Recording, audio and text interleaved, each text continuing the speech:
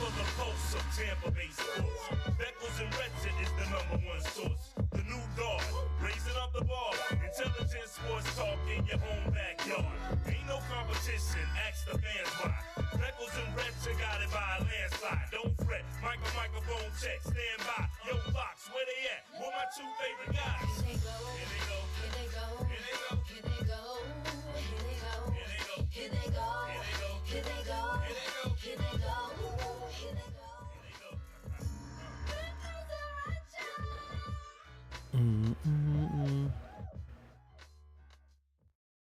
All right, here we go. Welcome back to the Beckles and Recher podcast, formerly show back in the day.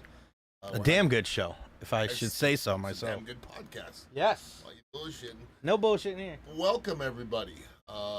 Good afternoon. How are you, sir? Not great, but I'm better being here. I'm glad. I see you.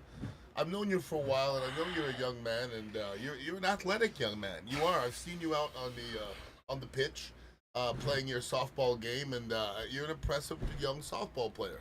Before you go on to the next part, I want to talk about that real quick. As much as we had out to our softball game that one time, and I think I was 3 for 3. I made 2 diving plays at second base on pop-ups, and Aaron Jacobson popped out to the pitcher twice. Yeah, so we always talk about how Aaron screwed the pooch. Yes. But I had like one of my best games ever, and I was like, well, I'm glad he ain't got to see one of his friends do well. I can see by the way people handle themselves in all sports, whether you're an athlete or not. You could have went 0 for 5, and I can tell this by the way somebody plays, whether they can play or not. I can see. The funny is, I can see you clearly can play. I know Aaron can play. Yeah, he could. Because I've been out with Aaron before. I've done stuff with Aaron before. He's a good little athlete. He is. You know he I mean? is. And I say little because that's important to say. He is, and he is. Okay, because I grew up amongst wolves, and a little athlete will get beaten up amongst wolves. Like he couldn't have. Poor guy. Lived in my situation. It was a different situation to where. You know, if you're 195, you're little. You know what I'm saying? That's real. It's a real situation. Yeah. But that being said, you're a nice little athlete that you be hobbled, dog. I see you limping more than me. Like I'm supposed to be limping, and you be limping, dog. Bro, I think I'm gonna start drinking kratom. It can't hurt. I just get these things. What is that? For me, it's just inflammation, bad. And when my inflammation attacks, it attacks. No doubt. My right ankle, my left knee, and it's nowhere else. Not my elbow, not my wrist. And that's where you're supposed to, like, we think it's a gout type of thing. But, man, like last night at 3:30 in the morning, bro, I'm cursing the high heavens. I can't even move. Really? Like, I'm in the position where, like, I move and I'm like, like. Your whole body? Just at my right ankle, man. So it's like, it's gotten a Yikes. little bit better. Like, I wouldn't have been able to come here today. I wouldn't have been able to get out of bed. But I've been drinking tart cherry juice, nice white, water, just flushing it out. But this is after being sick for a week, and I'm like, oh, I feel better. Now I don't feel better.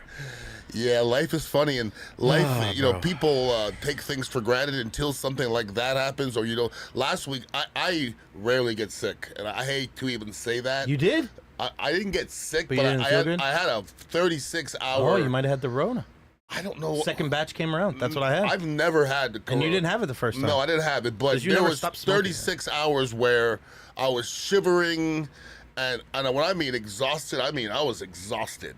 But then again, I don't believe in being sick, and I just did the sauna and walked it off, and I'm sweating, and I'm hot, I'm cold, I'm hot, I'm cold, and next thing you know, I come through and the clouds are clear, so here I am. Did you get that from yourself, or was that a Ron thing?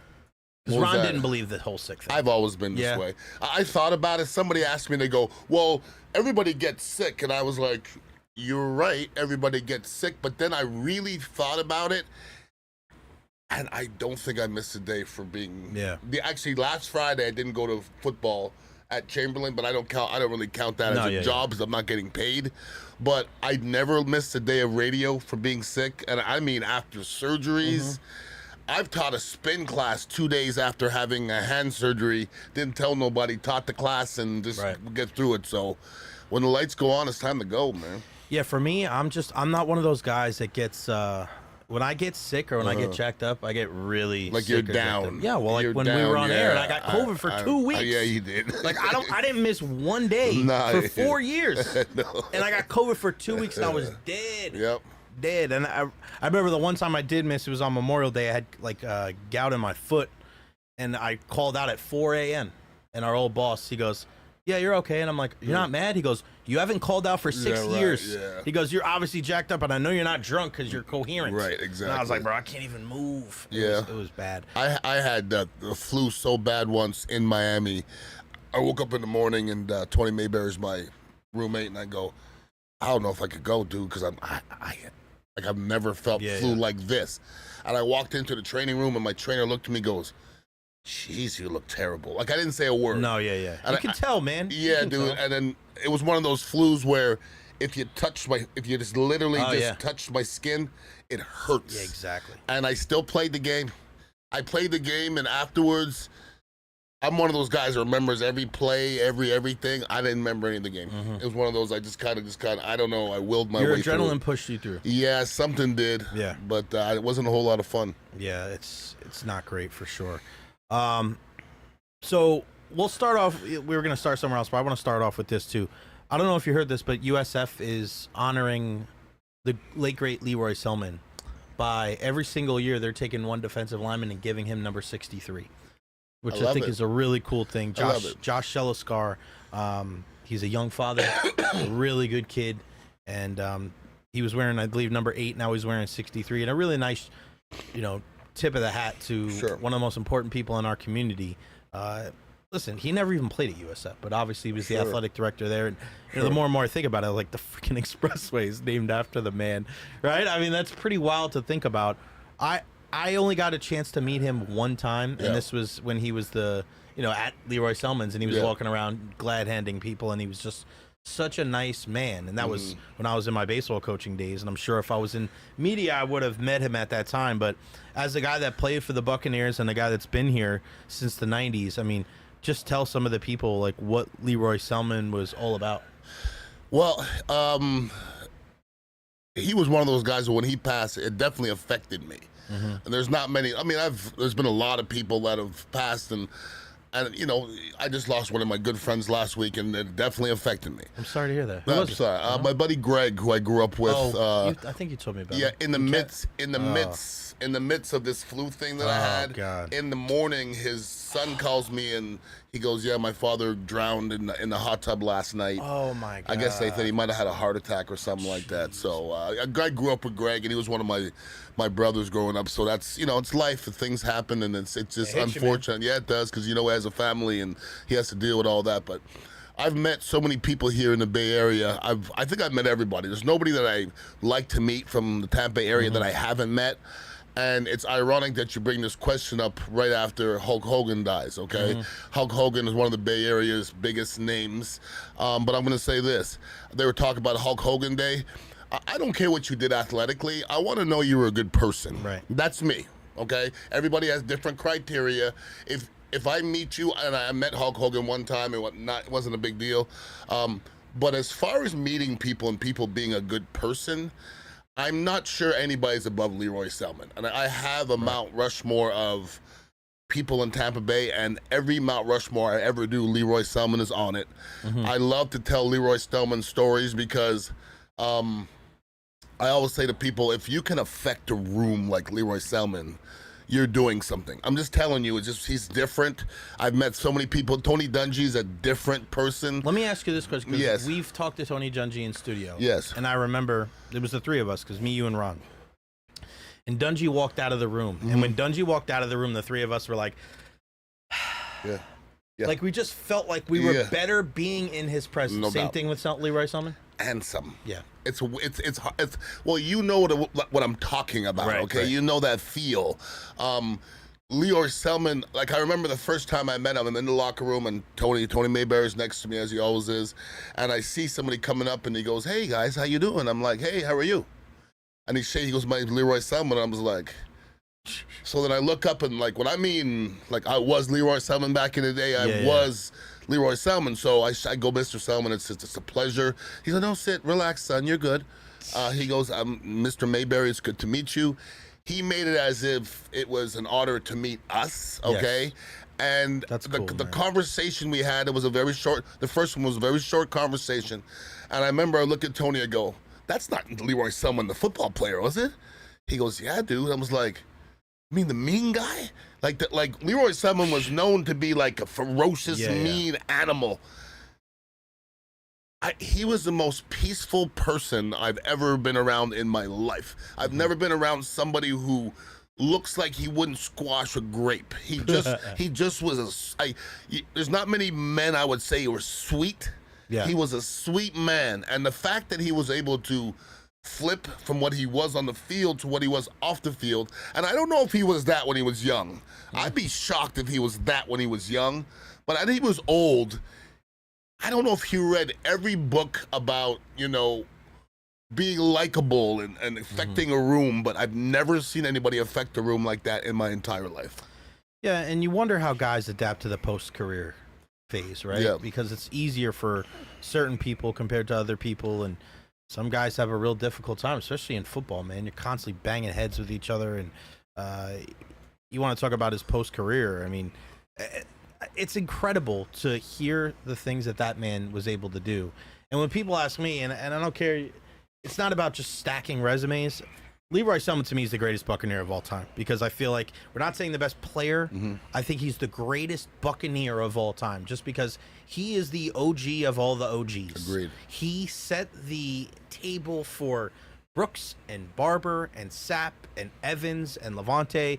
Like, those guys don't come here and do what they do. Like, he set the table for them. Mm-hmm. And then what he was able to do, like, he did it before Dungy did it. Like, think about that. Dungy was the guy that was credited for turning things around and telling you, you've told me this, Martinez told me this, Tony has said this. Like, Tony Dungy realized that you guys as professional athletes in the Tampa Bay area had a responsibility that went beyond the football field. I don't think I'm out of line saying that. No, you're 100% on. Leroy Selmon was the guy that was doing that 20 years before you were even in Tampa.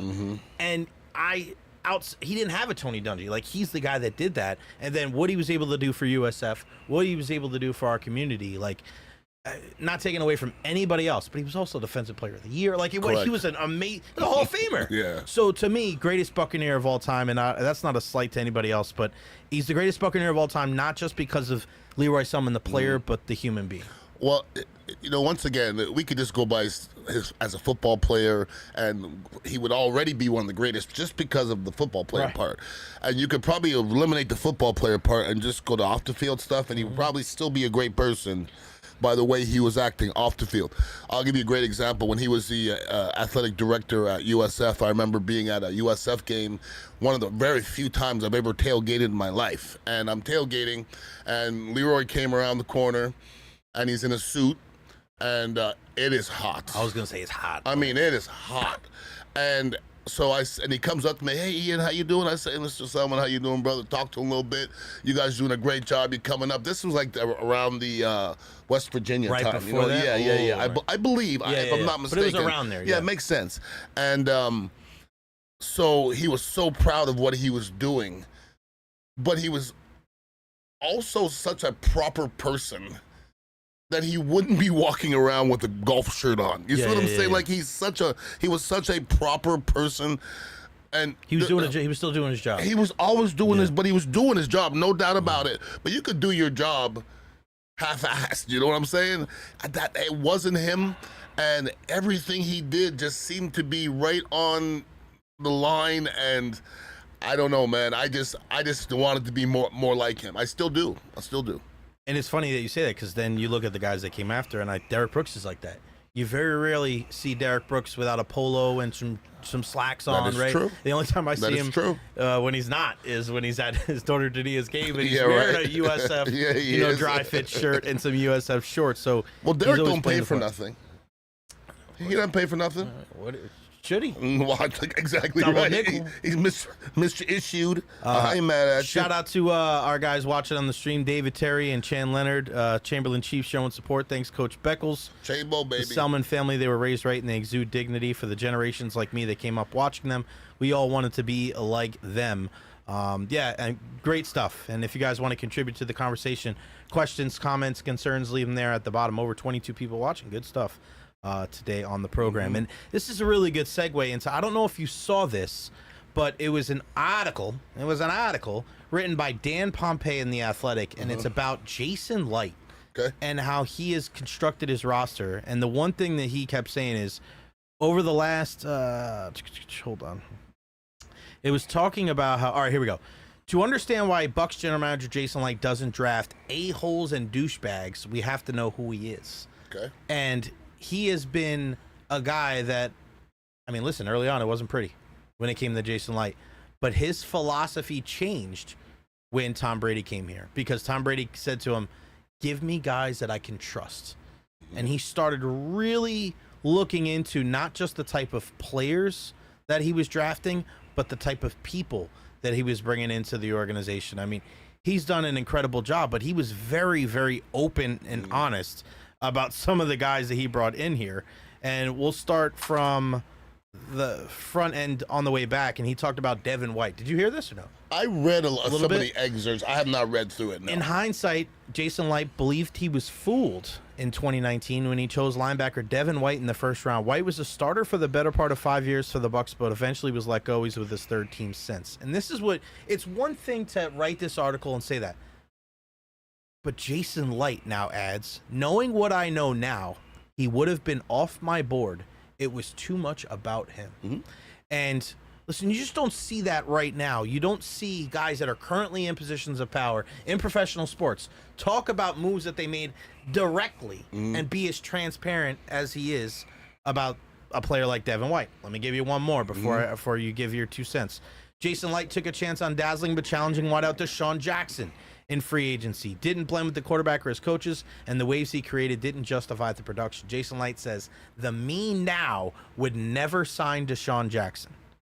I just thought it was incredibly transparent and refreshing to hear a guy that's still employed in the National Football League talk about specifically why guys did not, because you know how it is. You don't want to bash guys, and you don't want to have that type of moniker or that type of reputation that you're crapping all over players. But I don't think he's really crapping on these guys. He's kind of being honest, where there's got to be a certain type of player if you want to be on this Buccaneers team. There's got to be a trustworthiness. There's got to be a team above me type of mentality. And I think you're talking about 27 and 53 in his first 5 years, and he's turned it around and been 58 and 42 with 4 straight division crowns since then. First of all, I'm a fan of what Jason Licht has accomplished. Those things he was talking about, well, you learn from your mistakes, obviously. But do you? Yeah. That's my thing, because not everybody does. Yes. And not everybody gets the opportunity Correct. to be able to do it. And luckily for us, the Glazers gave him an opportunity to do so. That being said, I think it's very easy to look back at all the things that you've done and say, I wouldn't do that again. I think it's very easy to say that, because here's the important, the unfortunate part. He didn't put AB in that list. Yes. Okay, so AB's not on the list, but would he do it again? Yeah, 100%. Okay, so now, who's the most ballistic on that list then? It'll still be AB, right? Right. So then you would still do it again. So then you can write that article all you want, but you're going to take a chance again if a kid can play. If a kid can play and has issues, you know why AB was here? Because Tom Brady said, I got him.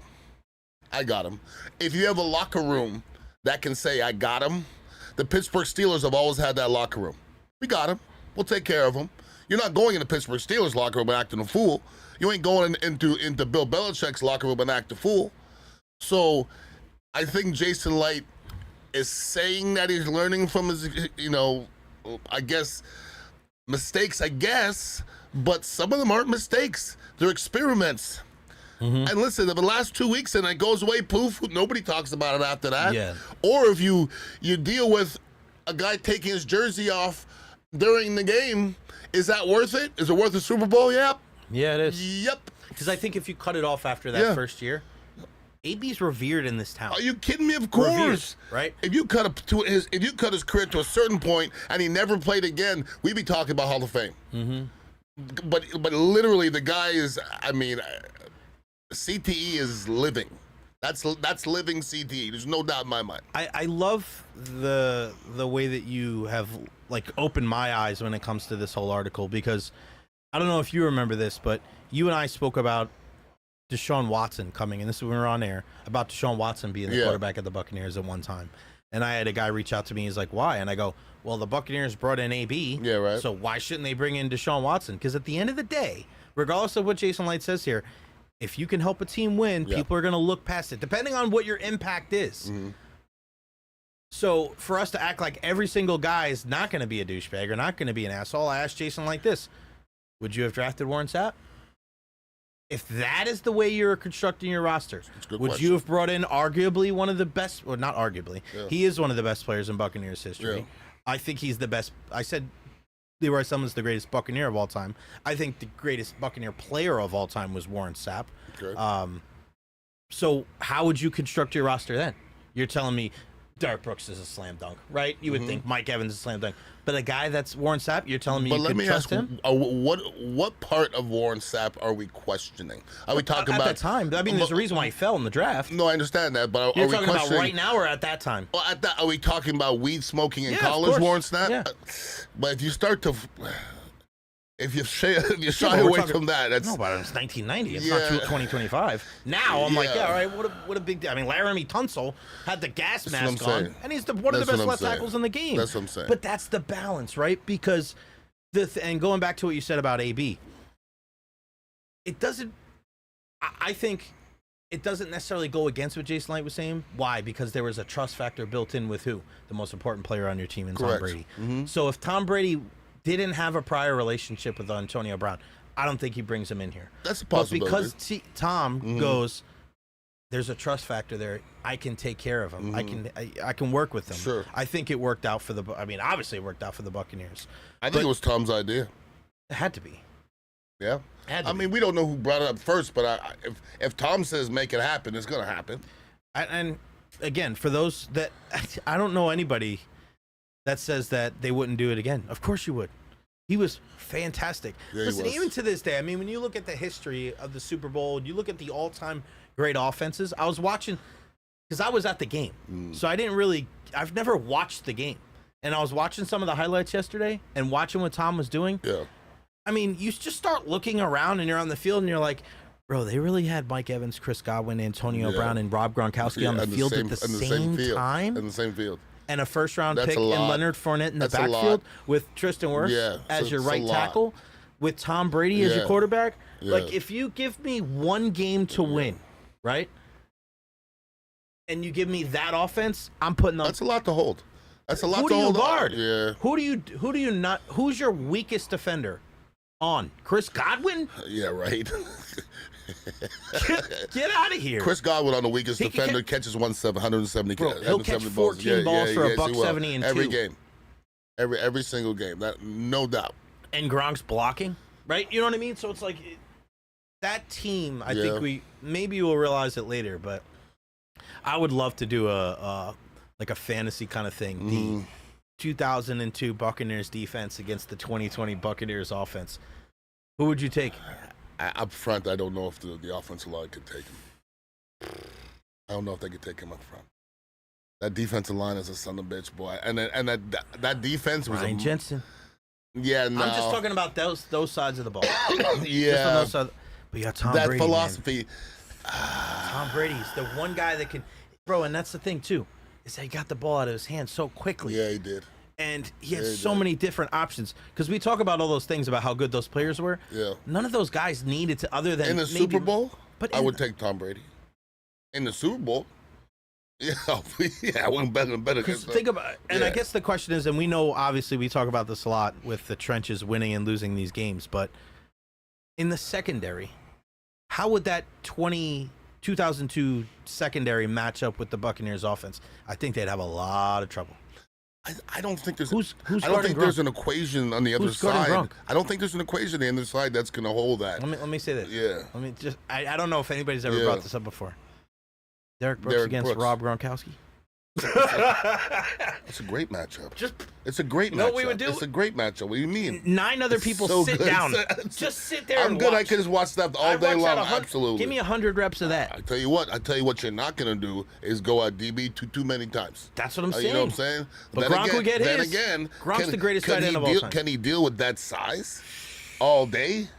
It's a lot. But that's the thing. It's not Derek Brooks against Gronkowski. No, it's not, but gonna it's be fun to- Sheldon it's Cor- fun It's to gonna say be that. so many different angles, and Yeah. here comes John Lynch, and here comes the end. Oh, it's a lot of stuff. It's a lot of Yo, stuff. I got a Chan Leonard. Thank you so much. And again, contribute to the chat. Questions, comments, concerns at the bottom. Chan says, how are y'all going to diss the other best buck of all time behind Leroy Selmon? Put some respect on Sabby Piscatelli's name. I like Sabby. He's I've seen him before. I've seen him hanging. I've seen him. huge. Yeah, and he's dating jacked. a former WWE superstar. Yes, he. They look fantastic. Well, together.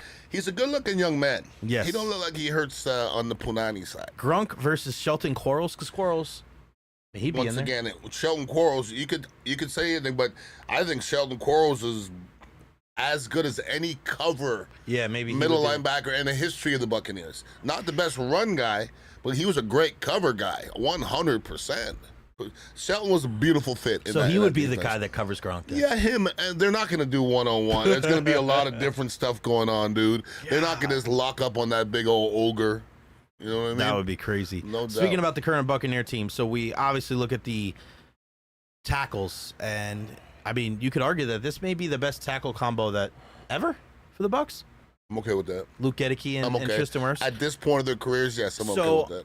One thing that I've done is I've taken the opportunity over the last couple of years is when we get to training camp, and especially when there's one-on-ones with the joint practices, I love the one-on-ones with the tackles and the Me pass too. rushers. Bro, Luke Gedeke Yeah. against, who did he go up against? Oh, no, it was actually inter squad because he was going up against Hassan Reddick. Mhm. Luke Gedeke, it was like varsity against JV. Oh, really? Against... Hassan Reddick. Oh, really? Now it's one rep. You don't know if he's just working on a certain pass Yeah, rush move. sure, yeah, but yeah. the way that Luke Gedeke, like, just kind of like, Yeah. like elite type of stuff Sure. that you only have seen that from Sure. Tristan Wirfs. Now, unfortunately, our guy Cody Mauch got wrecked by Greg Gaines, a backup. Wow. Keep an eye on your guy Cody Mauch this Yeah. year. But I'm just watching Luke Gedeke, and I'm like, this guy is legit one of the best tackles in the game. And he probably doesn't get enough love because of what happened with Tristan Wirfs. And, you know, it is what it is. Tristan's, you know, he's on his way to Canton if he continues this. But I ask you, because you and I don't think enough people talk about this, the fact that Luke Gedeke went from not just the inside of the line of scrimmage to the outside, which never happens. Never. You always see outside in. How many tackles in college are Yes. guards in the NFL? A ton of them. And then, as you have told us before, going from one side of the line of scrimmage to the other side is like learning how to wipe your ass with a different hand. The fact that Luke Gedeke went from left guard to right tackle and is one of the best in the game is uber impressive. But is it more impressive than being Tristan Wirfs and being an all-pro right tackle going to be an all-pro left tackle because nobody's ever done it before? So, you know, Tristan went from up here to up here. Luke went from down here to kind of up here. Yeah. What's more impressive to you as a former offensive lineman? I looked at your question. I thought about it for probably 12 seconds, and it's not hard. What Gedeke did was substantially harder to do, because we're talking about Tristan Wirfs, who, if never moved from right tackle, would be the best right tackle in Buccaneer history. So for him to move to left tackle, it's not the craziest thing in the world because he played left tackle in college, okay? It's not the craziest thing in the world. For a left guard who couldn't play to go out to play right tackle is unheard of. Because I remember going, you think he's going to play right tackle and he couldn't play guard? Like, to me, that's unheard of. It doesn't make any sense. It's always the other way around. And Gedeke played well almost instantaneously. And you know, I talked to Tony Mayberry about it, and Tony goes, some guys are more suited for tackle. And that just doesn't make sense to me, because Why? when you go out Why there a for tackle, you? bro, when you go out there a tackle, it's so much space, Yeah. Jay. It's just so much room for people to run around you. Yeah. It's such a different, So what is it about him then? Because again, we're talking about how something like this is so far-fetched and just fucking nuts. Yeah.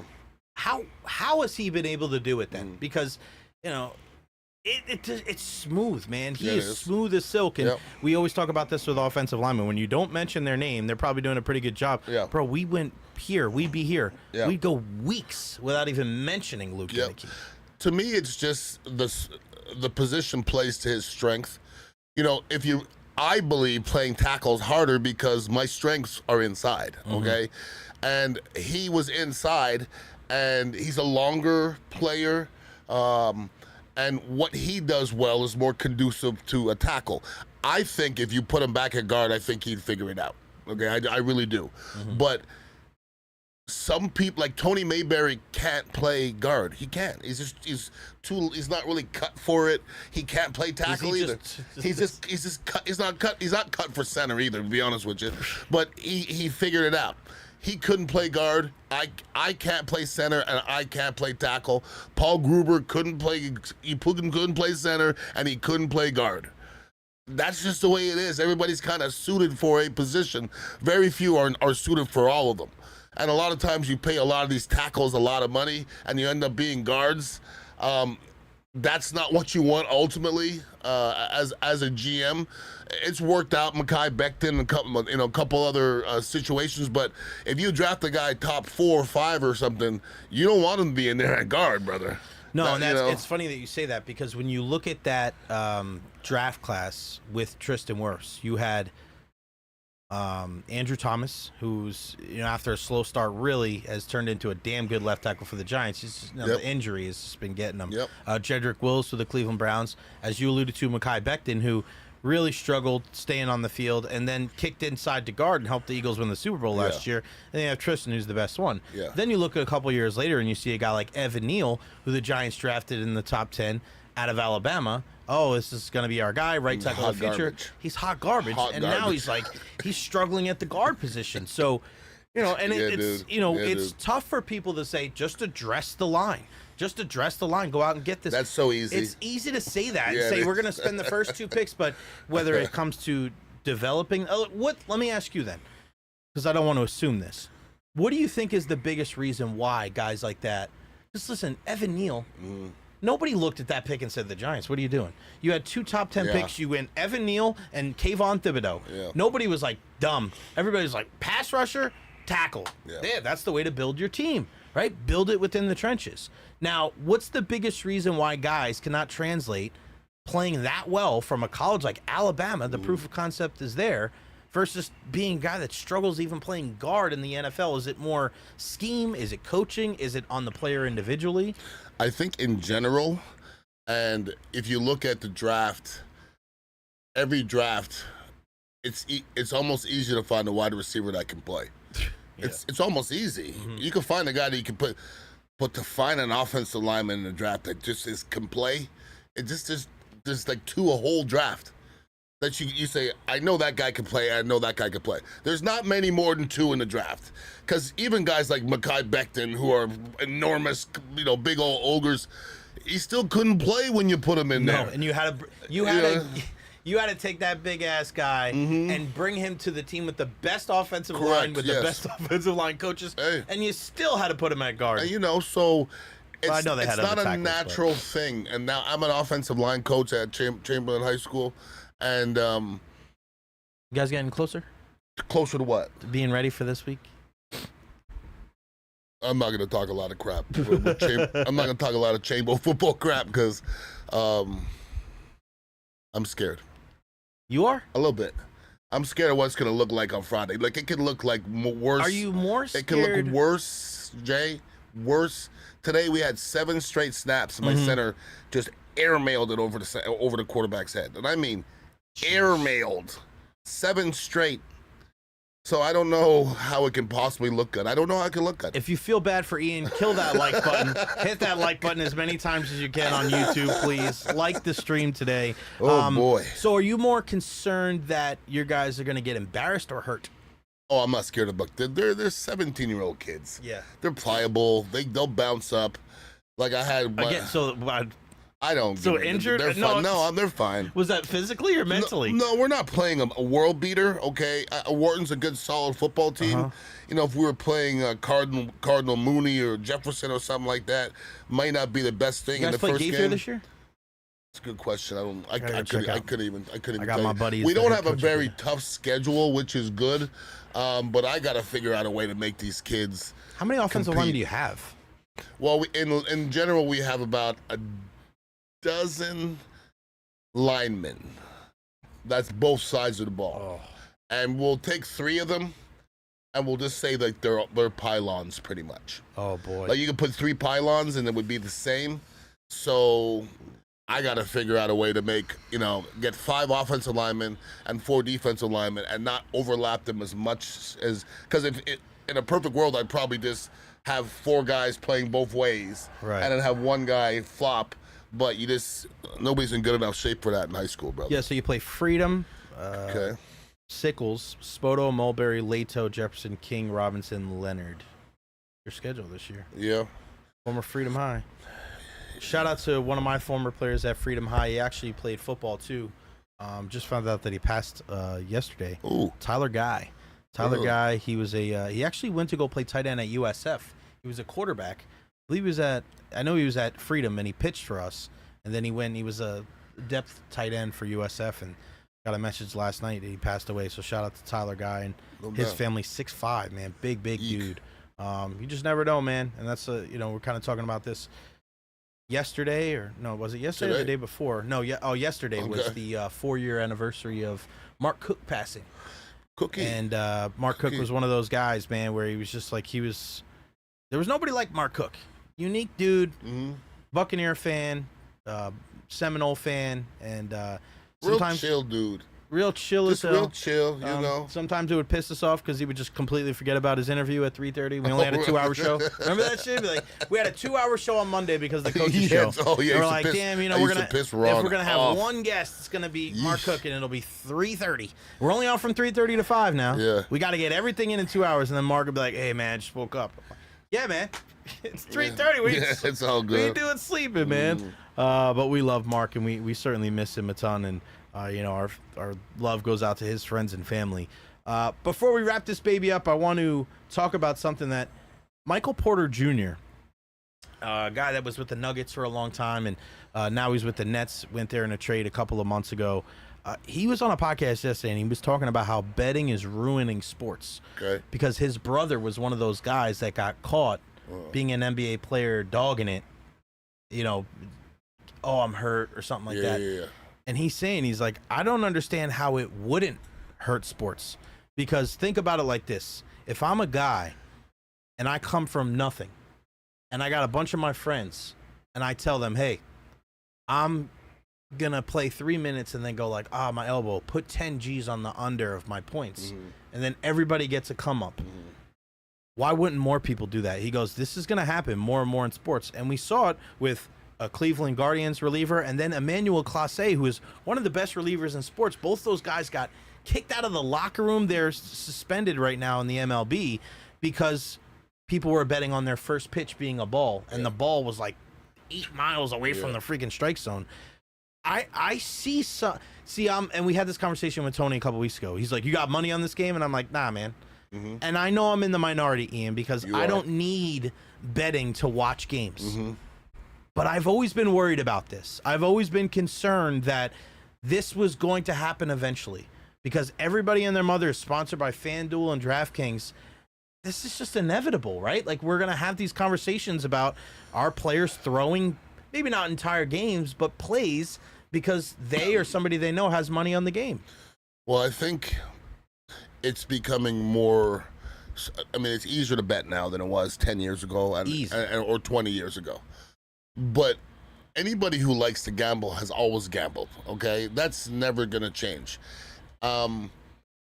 It's always an issue because the people who gamble, a lot of people with gambling issues are fast type people. Athletes are fast type people. Do you know of any athlete? You ever met an athlete that doesn't like to gamble? in one way or another. They like the casino or they like to gamble on. They're just gambling type of people. It's kind of part of them, okay? So think of how many athletes are gambling on the low, okay? And that's gonna happen. And not a lot of them are gonna get caught. You gotta be dumb. You gotta be the dumbest cat in the world to get caught gambling. If at worst, get your boy to put it in his name and figure out, give him a little count and tell him. No, but that's what's happening, Ian. Okay, like, but now that yes. is being caught. Okay, but once again, you have to be dumb to get caught, okay? Because, first of all, the fact you're doing it makes you dumb, to me, okay? Makes you dumb, and it makes you weak, unfortunate, right? So, if you get caught like that, I'm gonna say you're a dummy. Just like you got caught smoking weed, you're just a dummy, okay? But the problem is, it's inevitable that some of these cats that gamble get in trouble. It's inevitable. It's the ultimate slippery slope. It's ultimate. Inevitable. So here's what happens. If you're making $5 million a year and you're $1 million in the hole, one game, what? Now, here's the problem. A lot of people go, oh, why don't you get your boy do this? If anywhere in Vegas they see any weird... That's what's happening. That's what Now there's like specific organizations focused on betting that is just out of nowhere. And that's how those baseball players got caught. He was like, why are 17 people betting on a first pitch ball in the seventh inning? In the same area, right? In the same area. Red flag. And they're gonna go... Any of these guys involved with any of these players, it's not going to take long either. It's not. It's not. But you can't dupe nobody in 2025. There's too much technology out there. I wouldn't to do it on the up and up. You ain't getting away with squadooch anymore. Nothing. So you think it's going to stop? No, nothing's going to stop. Absolutely not. I don't think so. But if either. you ask me, is it bad for sports? Doesn't matter. Do you think it's going to be that? Do you think it's going to be a prevalent issue? Where we're going to constantly have these conversations every year? Nah, not any more than we have been. I think it's going to go. I don't think it's going to go all the way up because there's agencies out there. But I think we're going to have. This is going to be. We'll get more names. I think it's going to be consistent. Okay. Every year in every sport, maybe. But it's kind of been that way. There's always a couple names pop up here. Not throwing the games. I mean, you know what I mean. This is throwing games. This is like. You know, we guys pop up of getting DUIs, DWIs, popping a drug test. But as far as throwing games, like that's why they literally took the guys' lockers in Cleveland. Clase is one of the best closers in the world. They literally took all of his stuff out. Not like, hey, we'll figure this out. That dude is guilty. Guilty. No. They don't play with that at all. Does that guy ever come back? We had this conversation last year about remember the catcher that was telling the guys what was coming? Yeah. That guy's never played again. Nope. They don't play with like this. They don't play with that at all. Is Clase ever going to play again? That's a good question. And I know you look at Emmanuel Clase. This is a guy that throws 102. Yeah. Okay. Not many people on the planet throw that hard, but he's now knocked out because you think he'll ever play again? I think it's a possibility he plays again. It's a possibility. He can't do it again. Never get away with it ever again. Never. But if he doesn't do that, never. But if he doesn't do that, is there something else that he would do? But this is that balance of all right. Well, this is a guy that. How many people on the planet throw as hard as that guy? They're gonna figure out a way to get him back on the field. Even if it's not them, somebody else will be like, yeah. They'll get him back out there. Josh Hamilton he didn't kill opportunities, right? Yeah, and he deserves it. Got them all. All right, let everybody know what's going on. What do we got going on here for the rest of the week, man? Actually, we have a big event going on Saturday. We have a customer appreciation party here at Dignitary from 7 till close on Saturday. I'll be doing some DJing, and we got some special guests and some my people from Kava Social, and Dizzy's going to be here, punch people from the bone, and hopefully you can make it. You know what I mean? I thought you said punching people from the bone. I might punch some people from the bone. You're not a fighter anyway. Not anymore. I'm not a fighter? Not anymore. You used to be like to fight guy, you told me. You're not like to fight guy anymore. You don't know that? When's the last time you got into a fight? Oh, it's a long time ago. Actually, no. No, I wrestled the Aryan Nation guy last year. Oh, but that's okay. That's not a fight. That's not a fight? No, I don't think so. I dotted him up. You dotted him up? I think I hit him one time. Nice. I should have hit him more as he was calling me. You ever come back? He was calling me the N-word. As I was pinned him, I had him pinned to the ground. He called you a nectarine? Yes, he called me a nectarine over and over with a hard "een." He was Yeah. inside or outside the building? No, I was outside the building. But I had him on the ground, pinned to the ground, and he kept on calling me Nectarine, Nectarine. Did he have tats? I'm not a Nectarine. Was he tatted up? Yeah, because he that's how it started. He lifted his shirt up in Dignitary Swasta? Cafe, and he said, "Here, look at my Aryan Nation tattoos." That's what he said? Yeah, and so I lifted up, I fixed my shoes up, Yeah. and I stood up, and I said, You "Yeah, fixed his Crocs up? yeah, nope, yep, nope, nope." Dotted him up. Yeah, Chris dotted him more than me though. Chris did. Oh yeah, Chris came to dot him up a Nice. little bit too, but then smushed him under the fence. Yeah, it's on video. We had a guy. We had this one time. We had a baseball game, and mind you, our school is like the United Nations. Okay. And we're going into the car. My friend Aaron is like, he's getting changed in the back seat, and as the team rolls out, the team we just played, full of white boys, mind you, they said, "F you, nectarines." Call him a nectarine with a hard with the hardine out of the parking lot, make a right down the main street for our school, and stopped at the red light, and we followed them. My guy got out of the car with his metal spikes on, really, and started stomping on this brand new 2002 Ford Explorer on the roof, and you could tell that it wasn't that kid's, it was his mom and dad. What? And my guy was clang clang clang clang, What? and there were holes on the back. It wasn't the back because it was a truck, on the roof, and just metal spike holes, and they sped out of there. They were so scared. Don't call people so what nectarines. do you tell your daddy? Daddy, I was calling them nectarines, and then they stomped our hood. Video, I'll show you. Oh, I gotta see that. I was like, it's always the white brothers that, you know, they fight like for something like that. I've seen some crazy white defense of our brothers that get called nectarines. They get so mad. We appreciate you. That's how we do, man. We That's how we appreciate roll. you. Yeah, At man. Ian_Beckles on Instagram and all social media platforms. 4817 Southwest Shore Boulevard. Check us out here at the Dignitary Cafe. Get you some Cordova. Get you some Kratom. Some real chill vibes here, man. A lot of great 420 people. friendly. 420 friendly. You got that right as well. Follow me at Recher. On all social media platforms. Like and subscribe to the channel. And then we'll go from there. We'll be back in action next Wednesday. Ian joins me on my podcast every Monday at 12:30 on the Jay Recher podcast. And next week, we'll be talking about preseason game number 2 between the Buccaneers Chambo and kicking the some Steelers. ass. Maybe. Maybe. We'll see you next time on the Beckles and Recher podcast. I wouldn't put a nickel on Chambo. He wants me to get up. I wouldn't put a nectarine on it. Oh my god.